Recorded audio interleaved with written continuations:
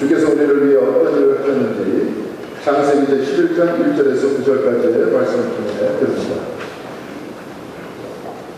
온 땅에 복음이 하나요 언어가 하나였더라. 이에 그들이 동방으로 옮기다가 신할 편지를 만나 거기 거하고 서로 말하되 자 벽돌을 만들어 번거히 굽자 하고 이에 벽돌로 돌을 대신하며 역청으로 진흙을 대신하고 또 말하되 자 성과 배를 쌓아 배 꼭대기를 하늘에 닿게 하여 우리 이름을 메고 온 지면에 흩어짐을 변하자 하였더니 여호와께서 인생들의 쌓는 성과 배를 보시려고 강림하셨더라. 여호와께서 가라사대 이 무리가 한 족속이요 언어도 하나이므로 이같이 시작하였으니 이후로는 그 경영하는 일을 금지할 수 없으리라. 자 우리가 내려가서 거기서 그들의 언어를 혼잡게 하여 그들로 서로 알아듣지 못하게 하게 하시고 여호와께서 거기서 그들을 온 지면에 흩으시므로 그들이 성사케를 그쳤더라. 그러므로 그 이름을 바벨이라 하니 이는 여호와께서 거기서 온 땅의 언어를 혼잡게 하셨습니다. 여호와께서 거기서 그들을 온 지면에 흩으셨더라. 오늘 우리에게 주시는 주님의 말씀입니다.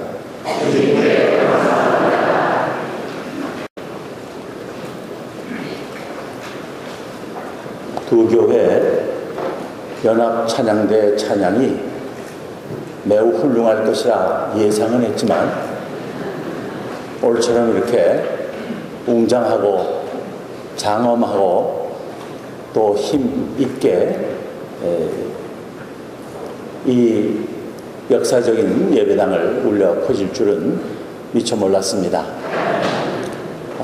이 땅에 복음의 소리가 또 하나님을 찬양하는 소리가 계속해서 힘있게 울려 퍼지기를 기원합니다. 오늘 본문 바로 앞에 있는 창세기 제10장은 온 땅의 족속들과 나라들이 다 노아의 세 아들인 셈과 함과 야벳에게서 나왔음을 말하고 있습니다. 그런데 거기서 우리의 눈길을 끄는 것이 있습니다. 노아의 세 아들들 각각의 자손들에 대한 언급이 끝날 때마다 반복되는 구절입니다. 먼저 야벳의 자손들에 대한 언급이 끝나는 5절에서는 이들로부터 여러 나라 백성으로 나뉘어서 각기 언어와 종족과 나라대로 바닷가의 땅에 머물렀더라 합니다. 또 함의 자손들에 대한 언급이 끝나는 20절에서는 이들은 함의 자손이라 각기 족속과 언어와 지방과 나라대로였더라 합니다. 그리고 셈의 자손들에 대한 언급이 끝나는 31절에서는 이들은 셈의 자손이니 그 족속과 언어와 지방과 나라대로였더라 합니다. 이 세 구절은 결국 사람들이 여러 족속과 지방과 나라들로 나누었지만 거슬러 올라가면 다 노아와 그 세 아들로부터 나왔음을 강조하는 것입니다.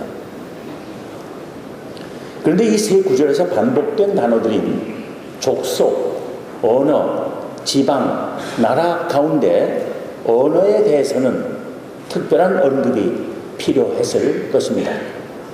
왜냐하면 같은 조상을 가졌지만 자손들이 계속 대를 이어 번성하고 사는 지역이 확산되다 보면 여러 작은 족속들과 각 족속들이 모여 사는 지방들과 각 지방들이 그 지역적 특성과 환경에 따라 결성하는 나라들이 생겨나는 것은 별 설명이 필요 없이 너무나 자연스러운 일로 여겨질 수 있으나 사용하는 언어가 달라진 것에 대해서는 그 이유의 설명이 요구될 수 있기 때문입니다. 그래서 곧 이어지는 오늘 본문에서 그 설명을 제시하고 있는 것이라 생각합니다.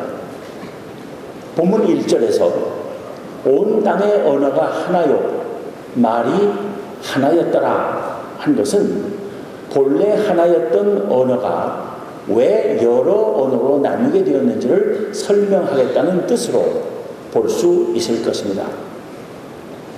그런데 오늘 본문은 단지 언어의 다양성의 기원에 대한 역사적 설명 이상의 중요한 신앙적 의미를 담고 있습니다.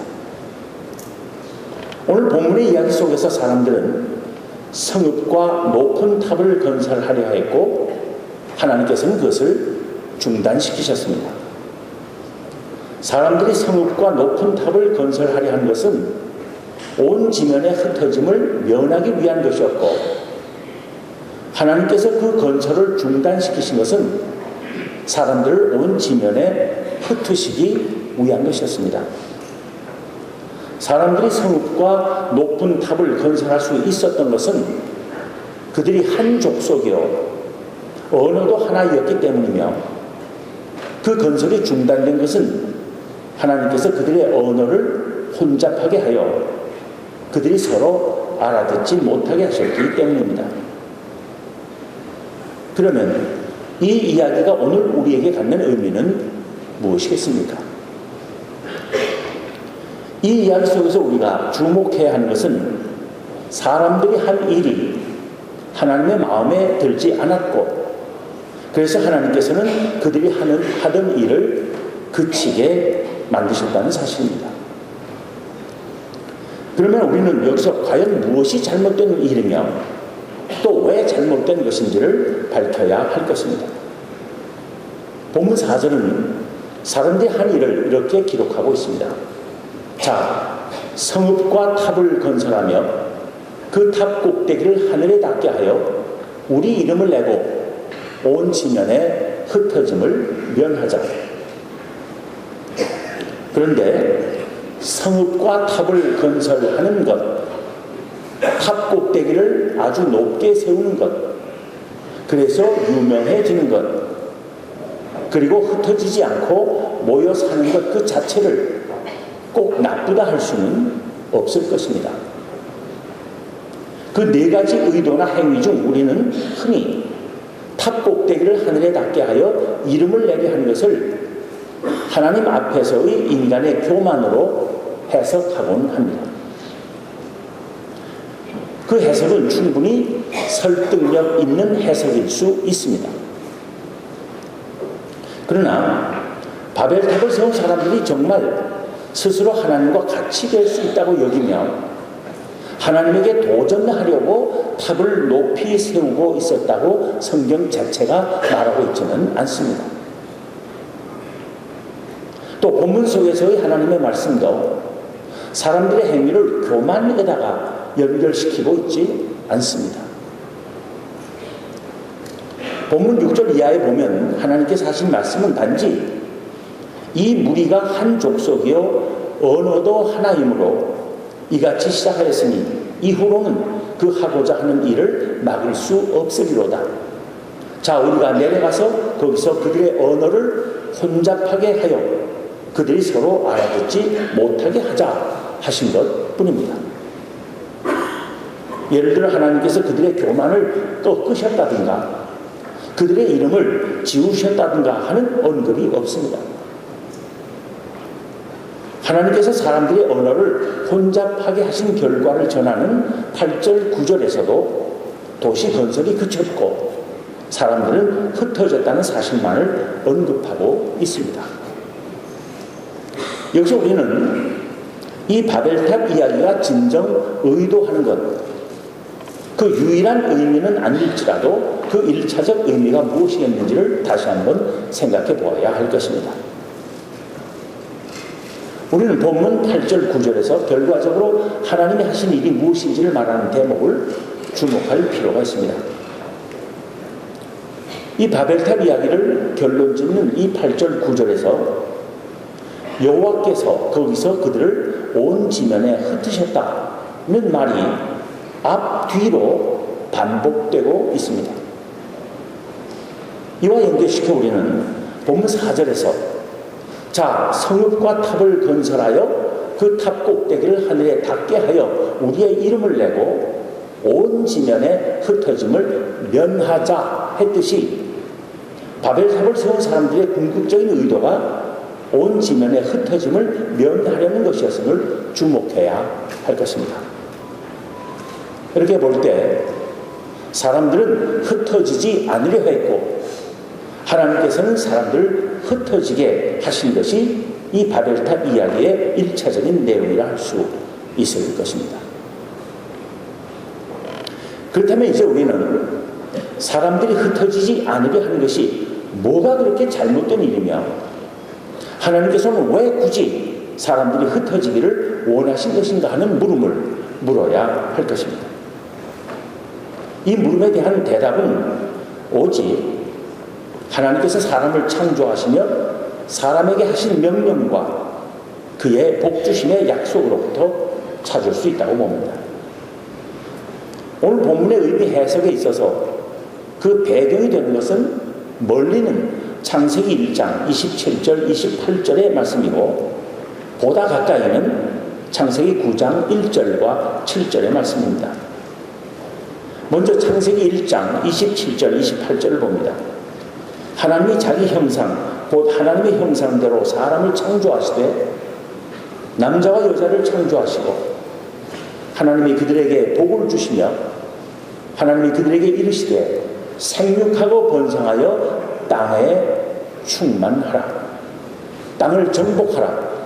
바다의 물고기와 하늘의 새와 땅에 움직이는 모든 생물을 다스리라 하시니라. 여기서 우리는 사람이 땅에 충만한 것이 하나님의 창조시의 뜻이었음을 확인하게 됩니다. 이 하나님의 뜻은 대홍수로 지면을 쓸어버리신 후 노아와 그의 아들들에게 주신 명령 속에서도 변함없이 반복되고 재확인된 것입니다. 창세기 9장 1절에 보면 하나님이 노아와 그 아들들에게 복을 주시며 그들에게 이르시되 생육하고 번성하여 땅에 충만하라 하셨고 7절에서도 보면 너희는 생육하고 번성하여 땅에 가득하여 그 중에서 번성하라 반복하셨습니다. 하나님께서 지으신 온 땅을 사람들이 가득 채우며 살기를 원하셨음을 이제 우리는 확인할 수 있습니다. 바벨탑을 세우던 사람들은 이 하나님의 뜻을 잊어버리고 그 명령에 거스르는 일을 했던 것입니다. 본문 2절을 보아 알 수 있듯이 사람들이 바벨탑을 세우던 지역은 시날 평야였습니다. 이 시날 평야는 아주 비옥한 것이었습니다. 그들은 동방으로 옮겨가다가 너무나 좋아 보이는 이 땅에 이르자 더 이상 흩어지지 않고 그 비옥한 땅에 강대한 나라를 세우고 크고 높은 성과 탑을 세워 위세를 떨치며 살고 싶은 욕심을 갖게 된 것입니다. 하나님께서 새롭게 허락하신 온 땅을 채워야 한다는 사명을 망각한 것입니다. 하나님의 뜻보다 인간의 편안함을 더 사랑하게 된 것입니다. 이 이야기는 물질적 풍요로움을 맛보면 어느새 쉽게 하나님의 뜻을 잊어버리곤 하는 인간의 모습을 우리에게 여실히 보여주고 있습니다. 이제는 지구의 구석구석에 사람이 다 살고 있고 더 이상 흩어질 곳이 없게 된 오늘날 하나님께서 사람들이 흩어지기를 원하셨다는 오늘 본문의 이야기가 우리에게 더 이상 무슨 의미가 있느냐고 반문할 수 있을지 모르겠습니다. 그런데 하나님께서 원하신 것은 그저 사람들이 온 땅에 편만하게 되기만 하는 것이 아니었습니다.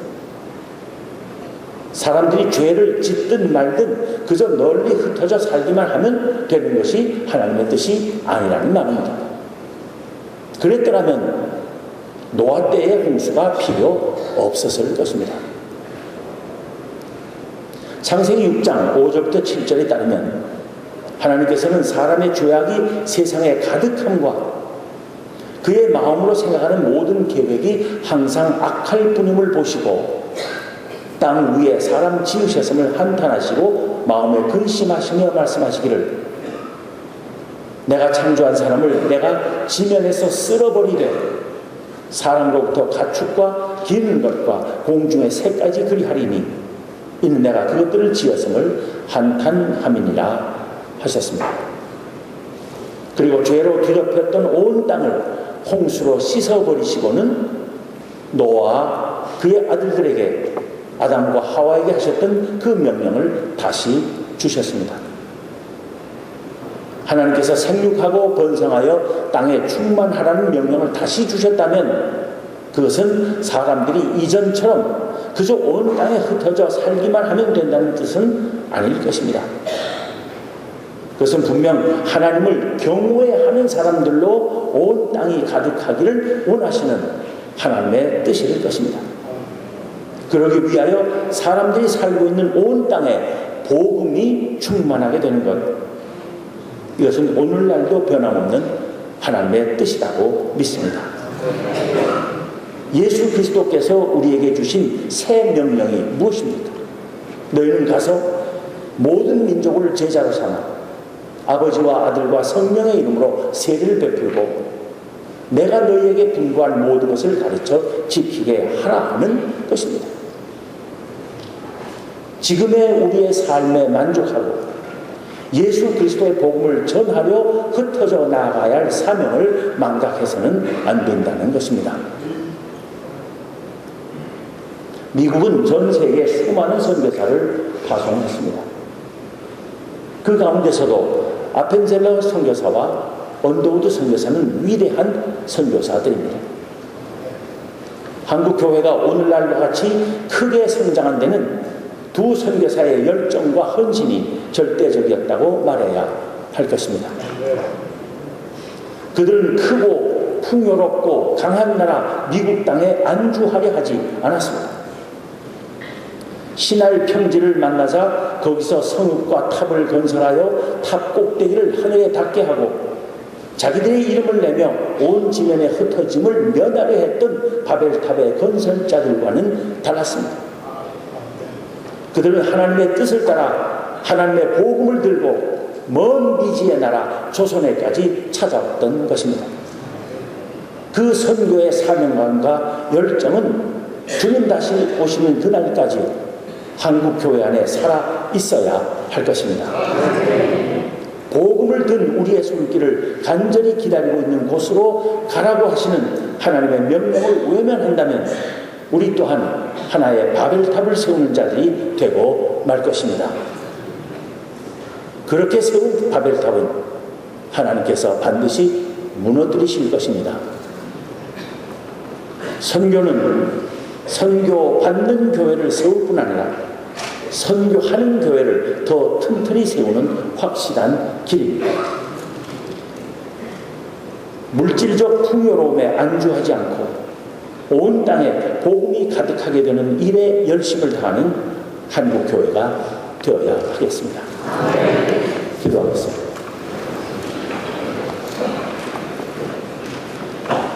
하나님,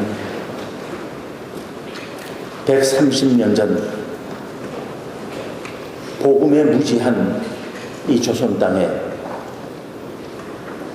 하나님께서 아펜젤러 선교사와 언더우드 선교사를 보내주시고 이 땅에 하나님을 믿는 백성을 일으켜 세우시며 교회들을 튼튼히 세워주신 은혜를 감사합니다. 130년 전 하나님께서 복음을 전해주신 그 은혜에 감사하며 두 선교사의 위대한 선교 정신을 기리기 위하여 두 선교사를 배출한 두 신학교와 두 선교사가 세운 두 교회가 함께 뜻있는 행사를 가질 수 있도록 오늘 이 자리까지 인도하여 주심을 감사합니다. 온 땅에 복음이 가득하게 되는 것이 하나님의 뜻임을 말씀을 통하여 다시 한번 확인시켜 주심을 감사합니다. 저희로 하여금 스스로 복음에 빚진 자들로 여기며 온 땅에 주님의 복음을 전하고자 다짐하는 이 땅의 교회들 되게 하여 주신 그 은혜를 감사합니다. 복음을 들고 하나님께서 명하신 곳이라면 어디든지 흩어져 나아가는 한국교회가 되게 하여 주시옵소서. 우리 주님 예수 그리스도 이름으로 기도하옵나이다.